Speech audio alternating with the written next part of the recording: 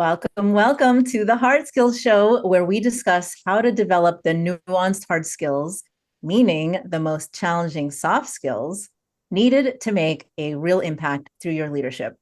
Now, what is at the heart of leadership? Are there universal aspects of leadership that have withstood the test of time?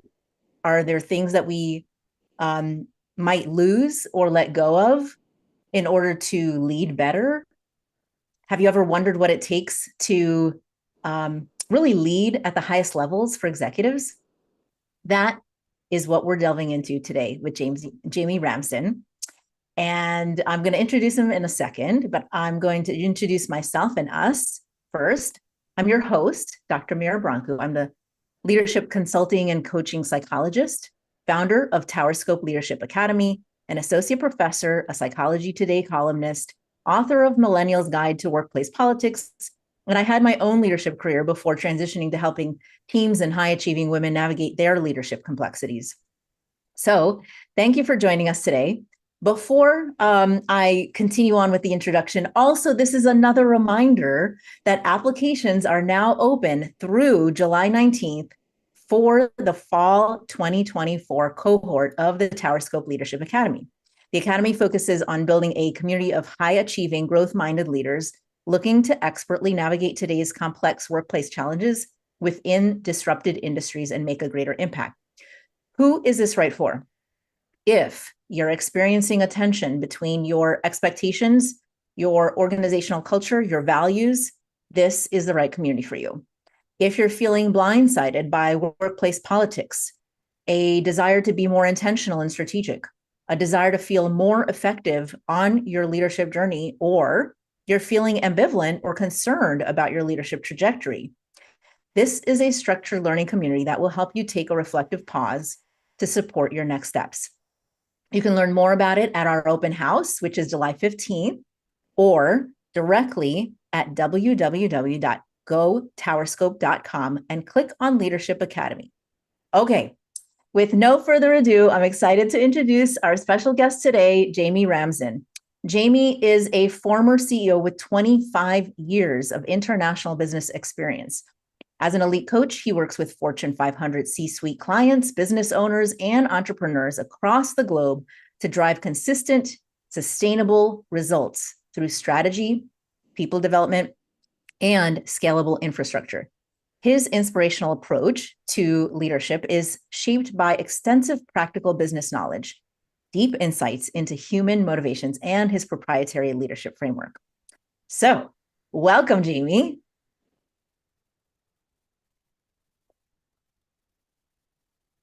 And you're on mute, so just thank you so much. Yeah, there you go. Today. Sorry about that.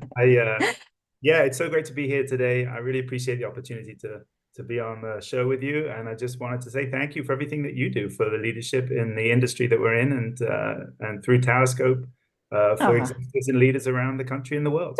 Thank you. I appreciate that. Yeah. So let's get started, people. Get out your pens and paper if you're a pen and paper person like me, or get out your devices and really. He is the right person for you to reflect deeply and take notes. He really helps you think at a much sort of deeper philosophical level and identify at least one small step based on what you learned from him today to develop your hard skills muscle. Now, Jamie and I met through Air Consulting, I believe. I'm pretty sure that's right. How we met, right? That is and for the audience, if you've been tracking, I had the CEO, Jonathan Kirchner, on the January 30th episode where we talked about how to leverage technology while staying authentic as a leader. So for those of you who are interested, January 30th is that episode. What I find really interesting about having both of them on is that I think they offer two very distinct perspectives on leadership, right? So Jonathan Kirchner, I think, brings in this comes at leadership and hard skills from a practical skill set perspective. Like, what should we be doing? How should we be doing it to move into the future? And then you see, you'll hear, I think, today from Jamie, who comes at it from a very philosophical perspective. How should I be thinking about this? which is a really great compliment. So I'm excited to sort of get into that. So Jamie, let's just start with, the beginnings of this journey for you. You were initially a CEO, right? And I would love to first hear, like, how you even got to that point of leading an organization or multiple, and then what were the pivotal moments after that that caused you to feel like, I'd like to sort of also get into coaching and help other leaders? Yeah, absolutely. So I was born and raised in the UK. I spent 5 years based out of France working across Europe. And now I've spent the last 20 years here in the States, 10 on the West Coast and 10 on the East Coast. And as part of that process, I did an MBA specializing in leadership and change management. And I worked for a company in the automotive industry. And so to answer the question about how I became the CEO, when I first started working for the organization, it was by any measure broken. There was morale was low, alignment was low, attrition was high. Our clients and customers were unhappy. Our quality of our products, service, and delivery were all really terrible. And this is what I just walked into. So I had my MBA, beautiful frameworks and theories, and I walked into an organization where 10 of the top 12 of our customers said, hey, you've got 90 days to figure this out. Otherwise, we're going to find somebody else. And so, I wasn't the CEO at the time, but me and a group of people decided we were going to try and make it better. And we used a lot of the philosophies that we typically use in coaching. So first, we had to be aware of where we were, which was in the bottom 5% of global suppliers. And then we had to build what we did through 90-day sprints, which is typically how I organize my coaching engagements. We had to try and work on improvements. So we set ourselves some fixed objectives and made ourselves better in 90-day increments, and then invited feedback back from our clients in what kind of progress we were making. And so, within 15 months, we had gone from the bottom 5% to the top 5. We were an award-winning supplier to all 10 of those clients and others in terms of quality, cost, delivery, and service. Top 5 or 10 in their global supply chain of 500 people. And so through that process, I think, the leadership that was demonstrated through that process in terms of inside out and outside in, that allowed me to then be able to run first become CEO of the US, and then ultimately the CEO of the Americas. That's amazing. First of all, I just really resonate with getting into leadership because you saw something was broken and you wanted to fix it. Yeah. Not everybody gets into leadership for that reason, but if you're drawn to fixing things, problem solving, making it better, making it great, I think you already start out with a different mindset, right? Yeah, and yeah. I think that's what Warren Bennis would call the crucible moment, right? So you're sort of thrown into this situation, and I had no experience to draw from, right? I had some nice frameworks and models, but really nothing, no experience, just a terribly urgent situation that was in front of us. And so, by adapting a methodology, unlocking the potential of the people within us and enlisting help from the outside, those are 3 things that still resonate when I'm working on people with coaching engagements. So scalable processes, enlisting out help from the outside, and then doing the work, like having to do the actual work itself. You can create, and we do create, transformational results. Yeah. And, I know you're not going to share all your trade secrets, Jamie, but I'm very intrigued and interested with these 90-day sprints. It's rare for coaches to do something like that. Usually they do like a 6, 9, 12-month kind of thing. But it's much more aligned actually with behavioral change. Behavioral change takes about 66 to 91 days. And so it makes sense to have 90-day sprints. And I'm really curious, what kinds of things did you focus on during these multiple 90-day sprints to get such a massive turnaround in 15 months? Yeah. Well, I'm going to try and avoid being too technical because otherwise everybody will turn off. But for example, like incoming inspection. So the quality of the products that you're using in the first place. So that can be a gateway. So you could focus on that and to ensure that quality products are coming through the door, for example. Or there's inline processing. So how are you manufacturing in the process? We can look at different areas there that will be part of a 90-day sprint, or our external shipping, or the quality of the product as it comes out of the door. And so Similarly, if I'm working like most clients, I mean, most coaches, the clients that we have, we're going to be working 9 to 12 because that's where you can really see and demonstrate transformational change in our human behaviors, because a lot of times we're rewiring habits that have been around for a long time. But typically what I like to do is to break it up into segments. So I'll have a phase one or a phase two, which is a 90-day where we may have 3 or 4 different areas of focus, but we may prioritize some of those in order to get some gains and to build momentum and to be able to really start the habit of breaking habits. And then we can take a look back either at midpoint or a third of the way through and say, okay, now what are we looking at? Like what kind of progress have we made? And can we sustain or consolidate those behaviors while we focus on something else? And so likewise, within the organization, we're able to do that with our clients too. And that yields pretty, significant and impactful results. Yeah, that makes a lot of sense. So then what led you over time to really start thinking about your own leadership journey and trajectory, and what were those pivotal moments for you? Well, I think there's two in particular. So if that was the crucible, the experience of being in an organization where you really have a deadline and a timeline, there's high expectations and high stakes environment. And we were able to navigate, when I first said to our clients, we're going to be one of the best suppliers in the industry, of course, most of them laughed at me, and I'm used to that, and that's okay. Because then, that's the fuel that we then use to prove them wrong. And so, we did make an enormous transformation.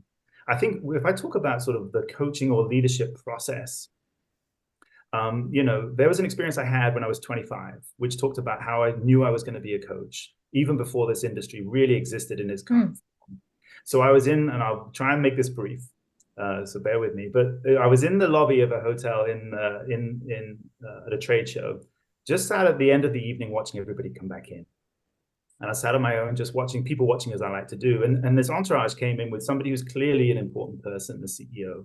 They came in and sat and asked if they could join me. And the CEO went into this long dialogue about how, his son would never amount to anything because he had an earring and long hair, and how, and I stood up and I said, how dare you talk about your family like that in front of a group of strangers? And so the whole bar went quiet, and I was like, okay, I'm in trouble now. And his entourage started cracking the knuckles, and I thought, okay, I could be in trouble here. But he actually said, come and sit next to me, because nobody ever talked to me like that. And turns out he was a CEO of $1 billion business. And we actually talked through the night.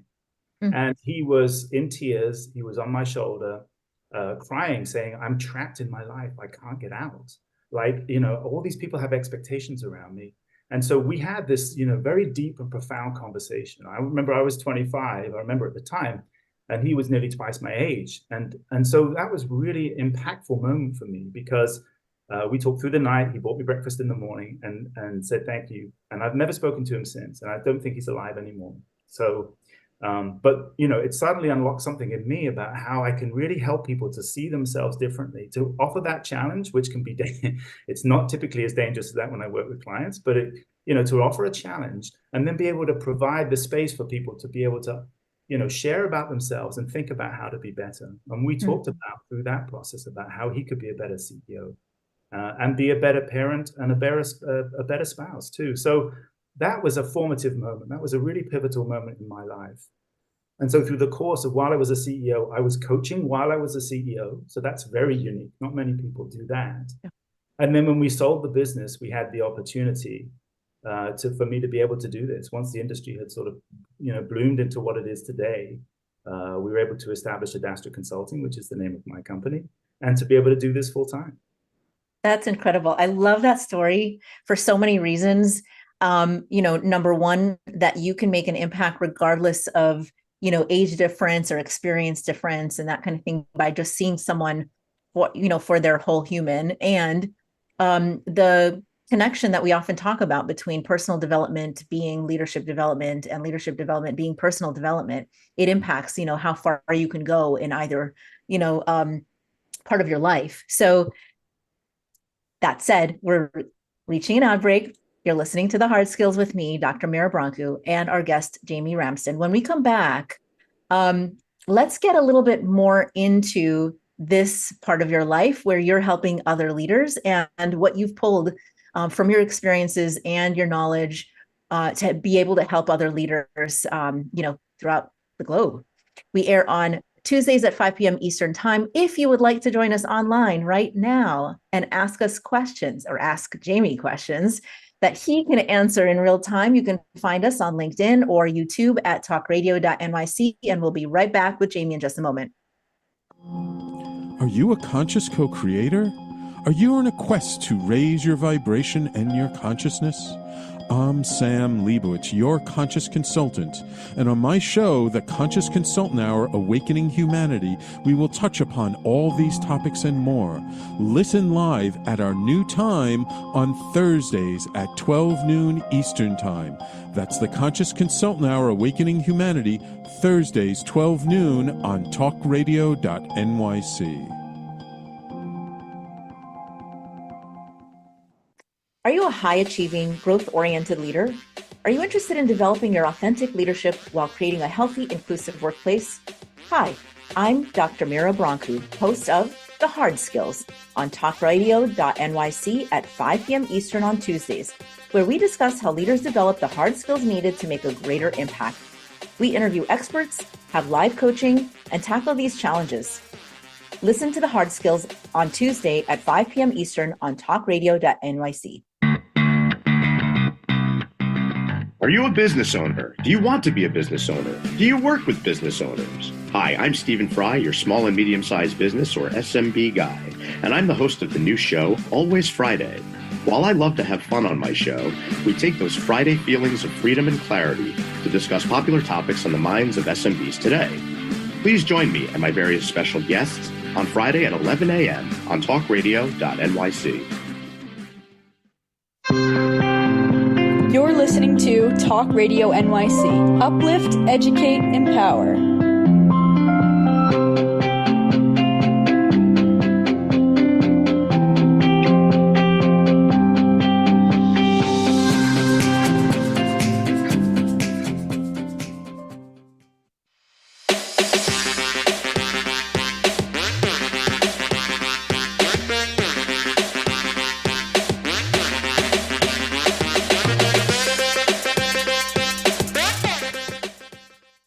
Welcome back to The Hard Skills with me, Dr. Mira Brancu, and our guest today, Jamie Ramsden of Adastra Leadership. So, Jamie, you shared this incredible story of just making a comment to a really important person, CEO of a very large company, when you saw that his kind of public behavior was indicative of how he might treat maybe even his employees, and he probably didn't even realize that at the time. And he, sort of brought you in to a very intimate, what ended up being a very intimate conversation, very sort of strange experience, once in a lifetime experience, for sure formative, that led you to this place of realizing this is kind of what you want to do in terms of helping others be better leaders. And so before we get into kind of your own philosophy, how you got there, let's just sort of start with the basics. How do you define leadership? For me, the definition of leadership has always been galvanizing a group of people to build a better tomorrow. That has been the case throughout history, and it is the case in our corporations and in our governments and in our military and in our communities. And so that's typically how I center myself. How are we bringing together a group of people to build a better tomorrow? And of course, there is subjectivity in what better is and what tomorrow, how long tomorrow looks like. But to me, that's a sort of centering, anchoring spot. Like, are you bringing people together? Because if you're not, then you don't need if you don't need a team, then you may not need to bring together a group of people. You can do it on your own. You can be a solopreneur, or you can be a subject matter expert. But really, the concept of leadership, the reason why it exists, is so that we can do that, and that includes building the pyramids. Includes it is echoed through time, and so that's typically how I center and anchor myself on what does leadership mean.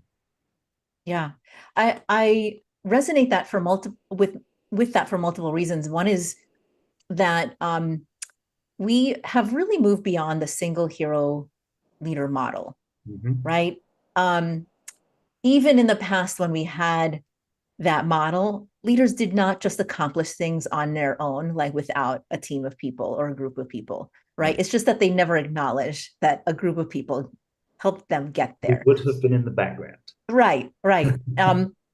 And in today's day and age, it's not just like a command and control kind of thing. You can't just tell people do this and they'll automatically say, yes, please. I would love to, it requires influence. It requires, people being excited about a mission, and interested in following or in supporting or serving a role in this. And so that's why I really also like this idea of galvanizing. So if you're going to galvanize a group of people for a better tomorrow, what are your 4 pillars? Let me just share with you, first of all, this book that he wrote here, Let's Go. I've tagged up nearly the entire book. It is so good. And I'm not just saying that. I don't say stuff just to say stuff, okay? I don't give out compliments just because. It really is good. And I want to dig into your model that supports how leaders can galvanize others into a better tomorrow. What are those 4 pillars? Yeah, so the context is I wrote the leadership model comes out of my MBA thesis. And when I wrote it back in 2000, we didn't have anything like the proliferation of books that we have right now, and yet we had 10,000 years of leadership. And so, what I wanted to do is go back to basic principles and try and find something that was timeless, particularly at the time. We were also talking about e-leadership. What is electronic leadership at the time, 20 years ago? That probably sounds dated now, but what does e-leadership mean? And the question still holds for today. How do we integrate technology into leadership? That's a different question. But I wanted to present the counterpoint to that and think about, well, what has leadership meant? And it was always about, there are 4 dimensions in which leadership takes place. And that's within the leader or the individual, within the team, within the context, and within the mission. So those are the 4 dimensions of leadership. And then subsequently, because of that, the leader has 4 roles that they need to play. And that is role model, a community builder, a sense maker, and a future shaper. And so my leadership thesis was around that, I developed that theory myself. I read 100 books in 30 days, believe it or not. Sounds crazy, but I did. And then interviewed senior leaders at the time. And that became the foundation for my thesis. And then I used it myself in my own leadership journey. So for a decade as a CEO and as I was coaching others.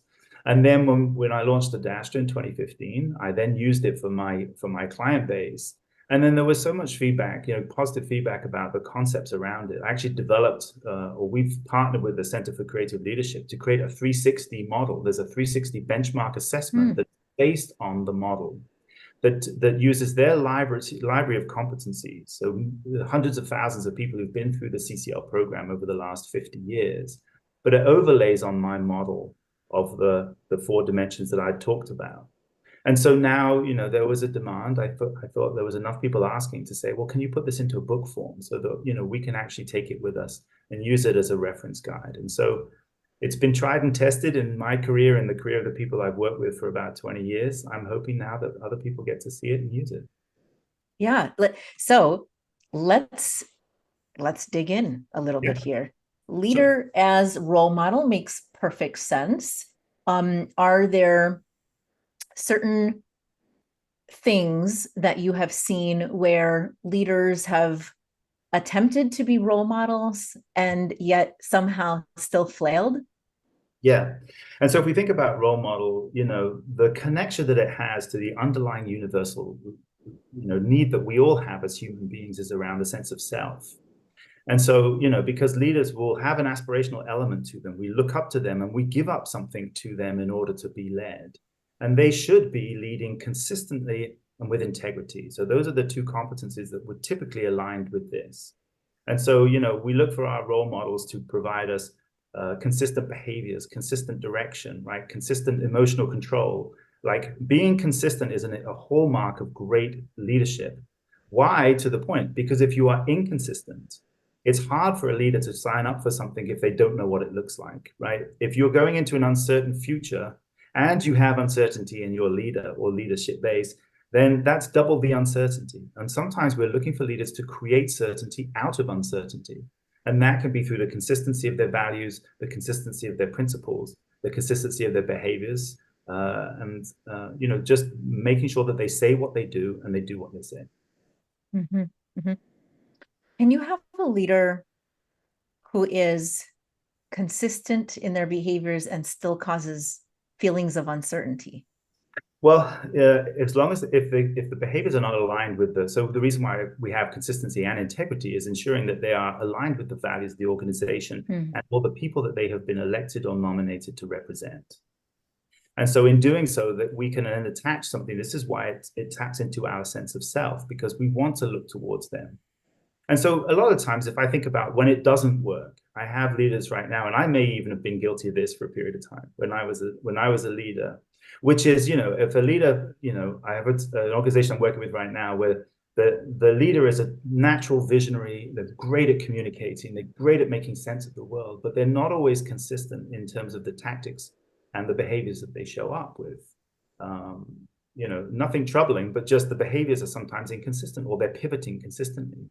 And when I interviewed the team, part of the feedback was, we're really worried about Monday morning because the leaders had 2 days to go and think about things, and we're working on something. I've heard this in a couple of cases where, we were working on something and then it changed or it got reprioritized, right? And so what does that mean to the work we've done? How does that demonstrate as respect for us as individuals? And if we don't attribute sense of meaning, why have we changed too, right? Which is another one of the areas or the roles that we play in. Then that can be very can be confusing for people. It can create burnout. It can create whiplash a lot of times if the leader is consistently pivoting.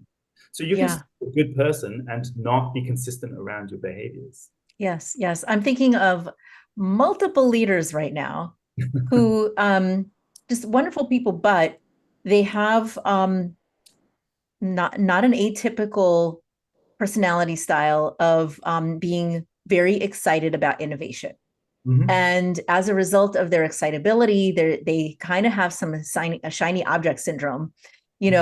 What about this? Let's start this. Let's do this. Let's do this. Let's do this. And they get really excited about all the things. I am like that too. I get it. And the downside is if you do that to your people, and like you said, on Friday you say one thing, and then on Monday you come in with something totally different because you took 2 days to come up with a brand new, amazing, incredible idea. But you don't take a step back and take a breath and include your people and all of that stuff. It can be very frustrating, very jarring, especially for people who just got ready to start something and now you want them to start something else too. So totally get it that you can be, a really, great high intention role model and still sort of fall short with the consistency piece. And so in that case, you'd need to, there's a self-awareness that's required for somebody to just understand the consequences or impact of their actions. And also maybe then architecting or placing architecture or, structure around themselves so that they have a sounding board, right? So that they have somebody to say, well, hang on a minute, let's help to prioritize. Or even with the team, okay, let's understand, if I wanted to accomplish this, where would it fit in with your current work schedule, or how would it fit in with the current direction that we're on? And, using that self-awareness and that infrastructure in order to mitigate what could be the extremes of well-intentioned but inconsistent behaviors. Yeah, absolutely. Let's move on to the next. We're only going to get started just a little bit before the ad break, but let's move into the community builder. I loved that you put this in your book because you really don't see that much in many leadership and leadership development programs, leadership development trainings, leadership development books. And so I would love to hear how you got to this piece. Yeah. And so, the competencies that are behind community building are communication and a focus on others, right? And they speak to our sense of belonging. And so part of the leader's role, and when I look at the 360 data, this, to your point, this is one of the lesser focused areas about not just the direct reports. Sometimes we think about, well, my direct report's happy, then I'm okay.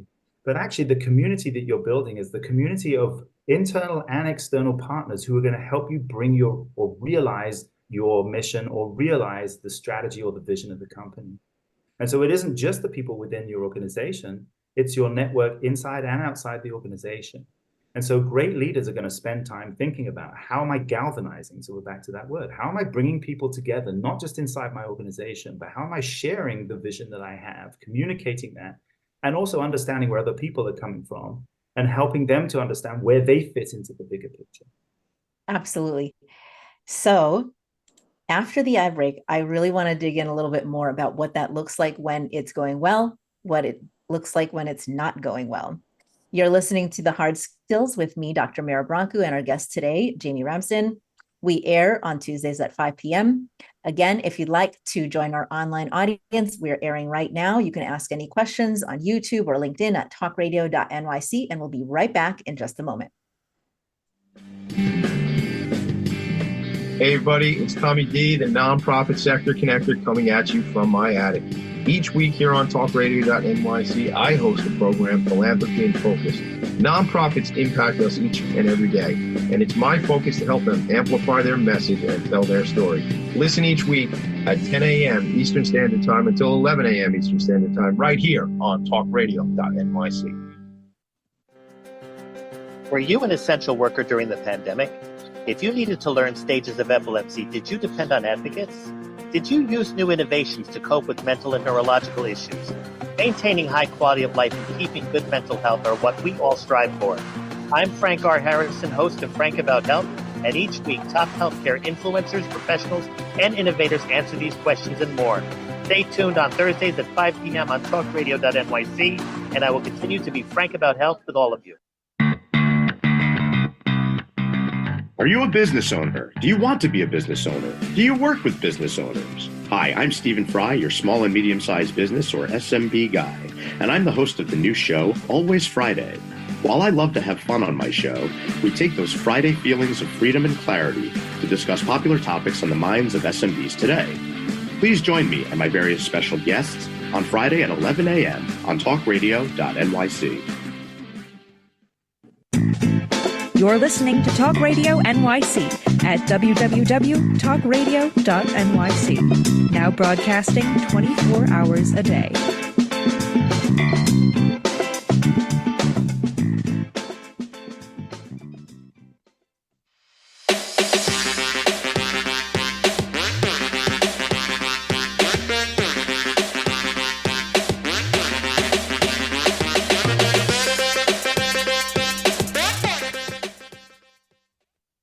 Welcome back to The Hard Skills with me, Dr. Mira Brancu, and our guest today, Jamie Ramsden with Adastra Leadership. So, Jamie, we just started getting into your second pillar, which is community building. And I'd love to hear more about when this goes awry, what does it look like? Do you have examples? Yeah. And then, of course, when does it look good? Like, what does it take to get there?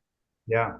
Well, I think, conceptually, right, if you think about what does it take in order to build, a better future, it takes a lot of energy, right? It takes a lot of people multiplied by a lot of energy. And so part of this community building is giving people a sense of belonging so that they are prepared or willing to do, it's going the extra mile. And when I see organizations where the community is not properly built, what can tend to happen is that they become transactional, right? So we're just thinking about what's in it for me, and there's a simple trade-off because there isn't any connectivity or the willingness to go that extra mile. And so then you multiply that by all your internal and external stakeholders, it just means suboptimal or limited, outcomes. Whereas if you think about the things that we look at, where somebody has really shaped an incredible future, when you talk to the people around them, yes, they did have to put in extra work. It takes energy and effort, right? It takes collective effort. And so, if you're not prepared or willing to do that, then you may get great results, but they will be limited or suboptimal versus what you can get when you make that the intention, the focus on others and communication, like truly galvanizing a group of people inside and outside your organization. Yeah. And do you have an example of when someone has tried to develop community, but just hasn't gotten there, and what was missing? Yeah, well, I mean, there's a couple of cases I think about. One in particular where, somebody, so again, the focus on others, right? So for some people, it's a lot more natural to engage with others. And so I'm always differentiating between introverts and extroverts. And, there are some people who it's not as socially easily for them to actually sort of build and galvanize, or it takes more energy if we're thinking introvert, extrovert terms. And so I've seen cases where somebody who wasn't familiar or very comfortable on stage or didn't feel, they prefer like one-on-one or small group settings, where we had to either get them to perform out of type, right? To actually store and preserve and create the energy and the space and the time for them to be able to operate out of type at crucial moments, and or to leverage the people around them who are more skilled at that. So you don't have to do it all. It's the self-awareness that I talked about earlier on. If we start with that and you can see the blind spots or the limitations that you may have, you can organize and deploy other resources at your disposal to be able to compensate for that. So that's where I've seen it, where a leader may not be as connected to the team, but then we can find alternate ways of either doing it themselves or managing through others that can create that sense of connectivity, that sense of belonging that we're looking for. But it doesn't all have to be coming directly from the leader. Yeah, I really appreciate that, because you do need to create connection and belonging for people within your organization and your stakeholders. However, how you do it does not have to be formulaic, and you don't have to do it a very specific way. And so I appreciate that you bring out, like, there are different people with different styles. There's nothing wrong with different personality styles. You just have to make sure that you're leaning into this in a natural way, so you don't look so disingenuous and inauthentic that it just like rubs people the wrong way. Exactly, yeah. And I think there's a mistake that leaders can make is often thinking that other people have the same motivations that they have. And so really, this is, again, the value of having time and space and architecting the world around you and having good people advising you, is to be able to help you understand or think through what it looks like to be in somebody else's shoes and what it is that they're looking for in terms of sense of belonging, not just you. Yeah. I think about community in lots of different ways a lot. Obviously, with the Tower Scope Leadership Academy, it's actually a community. So I'm often thinking, how do I develop a healthy, inclusive community for others? And, some of the things that I just wrote down that, I pulled from my recent newsletter on this, as well as just thinking through what you just shared, are number one, change management is a critical piece when moving from current state to future state, wherever you are now and where you need to go. Change management does not happen without community. It doesn't happen without people being involved, being excited, understanding what will happen. Having mentors, having a board of directors helps you with that perspective that you were just talking about. And having different perspectives, learning what is not within your awareness, but should be, helping you challenge each other, right, in good, healthy ways to help you sort of broaden your experience and perspective, amplify the work, and create that kind of broader network has a massive impact. I mean, I could go on and on about this, but like, it has a massive impact. I'll just put a period on that one. Okay. All right. Let's move into the next piece, sense making. Yet another critical piece that I don't think a lot of leaders think about, but they have so much power to shape the way people feel and think about where they are within the organization and the world. So share a little bit more about this one. Yeah, so sense making, the competencies underpinning that are going to be around intelligence, and I use cognitive, social, and emotional intelligence. Cognitive is just not enough anymore. So intelligence and a learning orientation. So if we're trying to build an organization that's going to win and learn and then win and continue to win, the leader has to help the organization to learn. And so their objective is to create a sense of meaning for the people around them by sense making.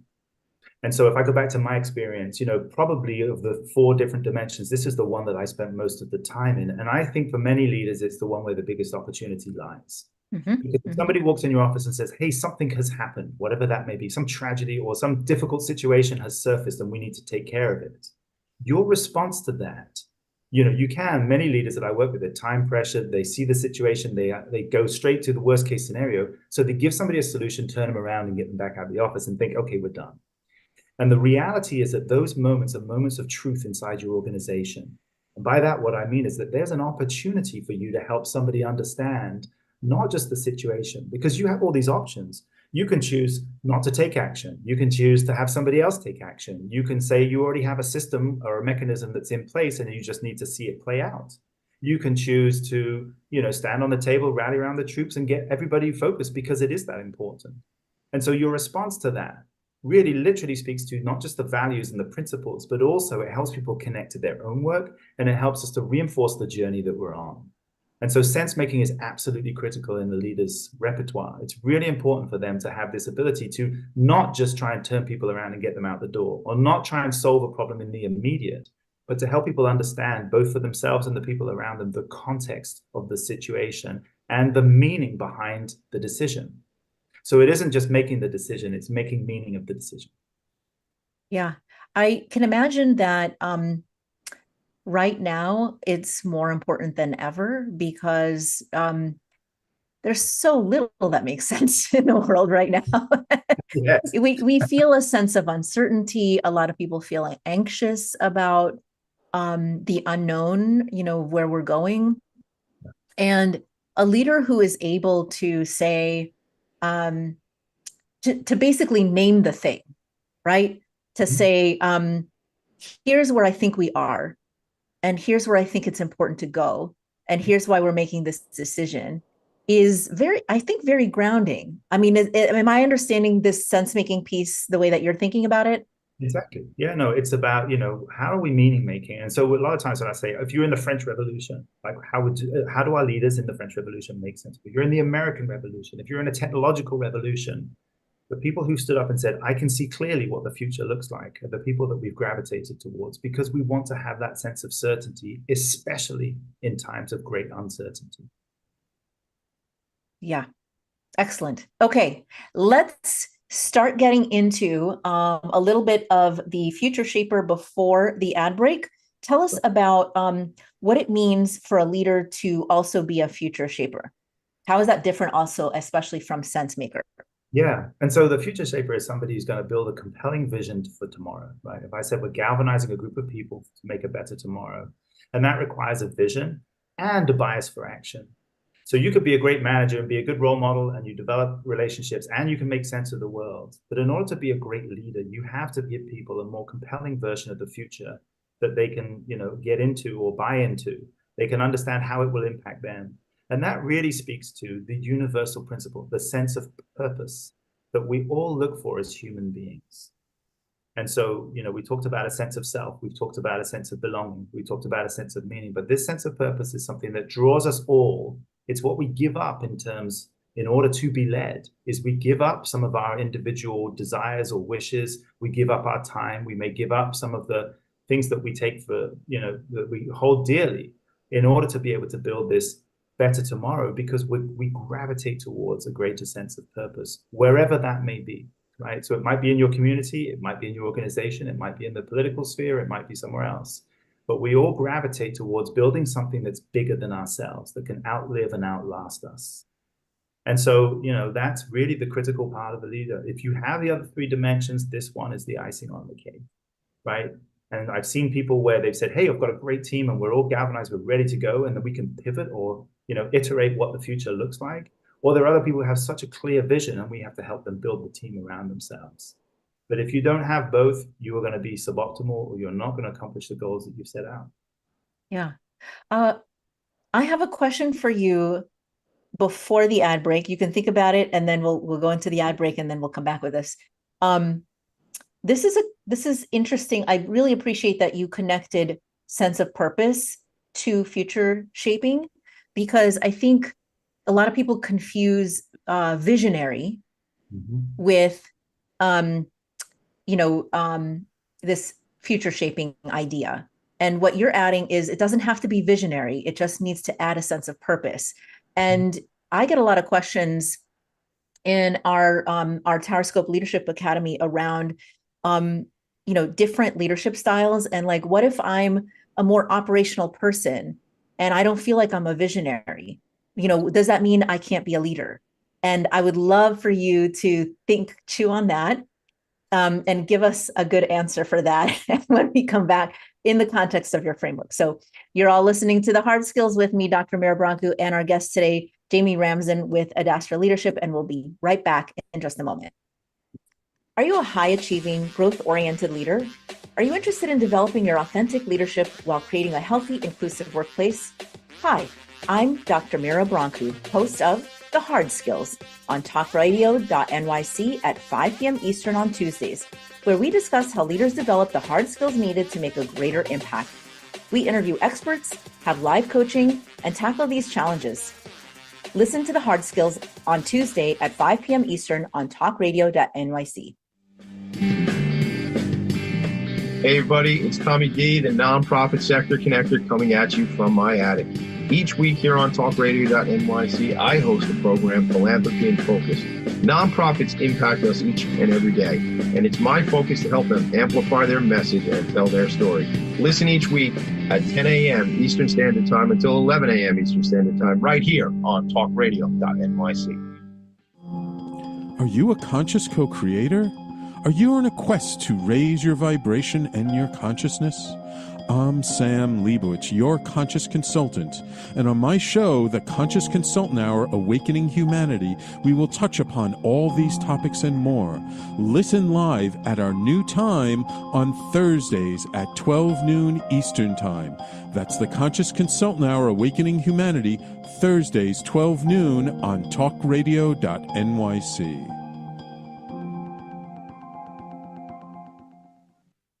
You're listening to Talk Radio NYC at www.talkradio.nyc. Now broadcasting 24 hours a day.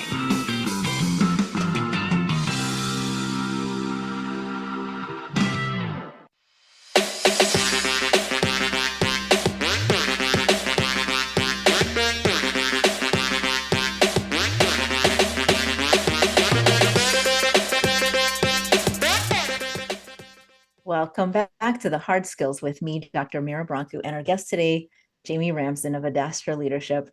We were kind of cracking up behind the scenes here. Our engineer likes to be silly back here, entertain us. All right, so I'm focusing now. We left off with a question I have for you, Jamie, around connecting Future Shaper to developing and helping others to develop a sense of purpose, and how that might be different, if it is in your eyes, from visionary. Can you not have this sort of personality of being like a big visionary and still be a future shaper? Right. Yeah, well, I'd say this is that, again, we come back to the individual. The first thing I'd say is that the leader, as always, doesn't have to do it alone. So if you're not naturally, to answer the question that you had, if you're not naturally somebody who considers himself to be visionary, you can lean into all kinds of resources, internal and external, at your disposal to be able to craft a vision, right?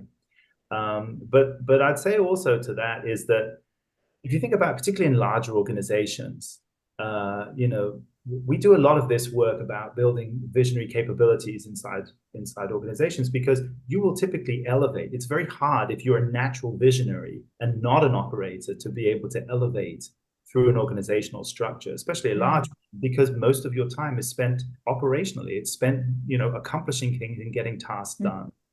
And so a lot of the times it's actually quite interesting to see how, when people do spend some time and when they think about what the future needs to look like in an organizational context, how it's easy to make that stretch into being, what could be perceived as I'd call it a purpose-driven leader, maybe instead of a visionary leader.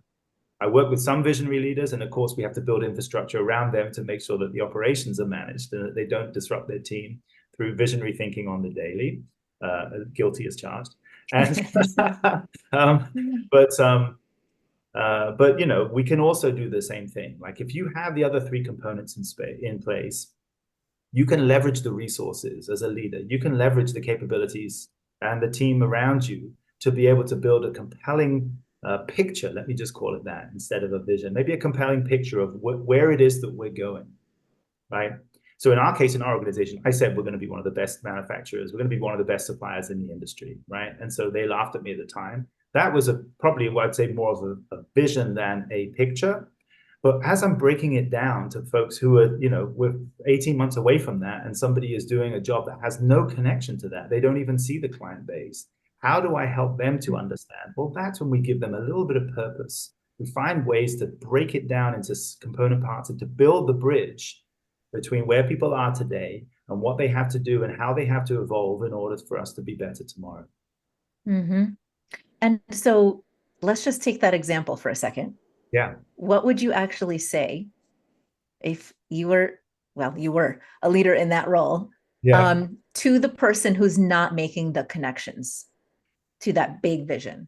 Yeah, so it's, so again, it depends on how big the piece of the puzzle that they need to see. But this is where future shaping and sense making connect. Mm-hmm. This is really the role of the leader, where you're actually sitting with somebody and saying, let me just take the time for you to say, hey, listen. So for example, we were measured by, very simply by parts per million defects, right? So you make 1 million parts, how many of them are defective? That's a very simple measure that we would measure daily and we would post it out to the organization. Or they might be measured by, how many units can they make in a certain period of time? And so it's helping them to understand, well, actually, it's really important for us to have quality. So quality is then a value, a principle that we're helping people to make sense of. And for you to do better work, I don't care about the throughput as much as I care about the quality of work. And so you're sitting there with somebody, understanding their motivations may not be the same as yours. So we're bringing together all 4 of these dimensions, and we're helping them to make sense of, I just got to do this a little bit differently today. Yes. And then once we bridge that gap, then we can go back and have another conversation about, well, how do we get to the next level? Or how do we celebrate the milestones that we're making along the way?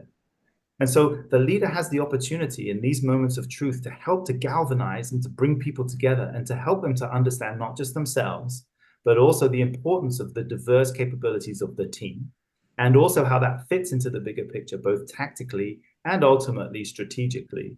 If they're not ready to have the conversation, or they're not interested, or they don't have the bandwidth, then that's perfectly fine. We can just build the bridge. But if they are, a leader's role is to help people understand how they all fit in and what it means for them. That makes a lot of sense. And so since you've already started explaining how some of these, like pulling these together into an example, if we were to now pull all of these, role model, community builder, sense maker, future shaper, which, by the way, Jamie just slipped this in, but I'm just going to pull this right out and make it super, super clear that each of these are connected to basic human needs for self, belonging, meaning, and purpose. Okay. So if you were to pull all of that together, what is the one message that you want people to take away from all of this? Yeah, I mean, I think that if you're in a leadership role, so I think that'd be the first thing I want them to take out of today, other than go and buy the book. But is in the book, what you'll see in there is, if you're in a leadership role today, is thinking about, how do I create the self-awareness, time, space, and energy for me to reflect on myself? Because the individual, the leader, is the connecting piece between all of these different dimensions. And then to be thinking about, how do I develop in those different areas? So do I need work? You may be able to take an assessment. We have them, but there are others where you can see where you lie in those different areas. And so where are my strengths and weaknesses at the highest level? And then breaking it down into component parts about, okay, there's certain groups or pockets of group that aren't, I'm not making sense for them well enough. Or there are certain parts of our community that aren't really engaged as much as I would. Or as I'd want them to be. And so the leader's role is to either do it themselves or deploy the resources and assets they have available in order to be able to, you don't have to be a 10 in all 4 areas. That's not what we're asking for here. It's about the awareness and the understanding that the leader is the person, the individual. You don't have to do it on your own, but you have the capability to bring all of these things together in a meaningful way in every single conversation you have, in these moments of truth that you have with the people inside and outside of your organization. Wonderful. And I can imagine that this is a perpetually sort of never-ending evolving process for a leader. I don't think that you could ever be like perfect at all of these. I think you're always getting better over time. So, and every sort of challenge brings something new, right? If people want to learn more about you, where can they go? Yeah, so obviously I'm on LinkedIn, so they're welcome to come and connect with me on LinkedIn. The adastraleadership.com is the name of the website, and there we have details on the book, on the model, our coaching programs, and also some merchandise, some pretty cool merchandise that we just launched. And then, the book itself is on Amazon. It's on Barnes & Noble, Waterstones, W.H. Smith in the UK. Any good independent bookstore will have this. And, as leaders, we typically do, from a coaching standpoint, we typically work in the shadows. I'm not out in front as I was as a CEO. Now I'm helping other CEOs to be successful. But if people want to go and find us, www.adastraleadership.com is the website. Excellent. Thank you. And audience, what did you take away? More importantly, what is one small change you can implement this week based on what you learned from Jamie? Share it with us on LinkedIn at Mira Brancu or Jamie Ramsden and at talkradio.nyc so we can cheer you on. We are also on Facebook, Instagram, Twitter, Twitch, Amazon, all over the place. But LinkedIn is where I live online. I'm pretty sure that's where he lives, so we'll respond there. We're also a live show on Apple, Spotify, and Amazon podcasts. Help increase our visibility, reach, and impact by leaving a review. The stuff we talk about is part of our research-based strategic leadership pathway roadmap as well, and we teach that in our TowerScope Leadership Academy. And again, you can go to gotowerscope.com and click on Leadership Academy to learn more about the applications for the 2024 cohort that are open now. Thank you to talkradio.nyc for hosting. I'm Dr. Mira Brancu, the host of the Hard Skills Show. And thank you for joining us today, Jamie Ramsden. So great to have you. Absolutely. It's a pleasure to be here. Yes. And have a great rest of your day, wherever you're tuning in from, everybody. Bye. Bye-bye.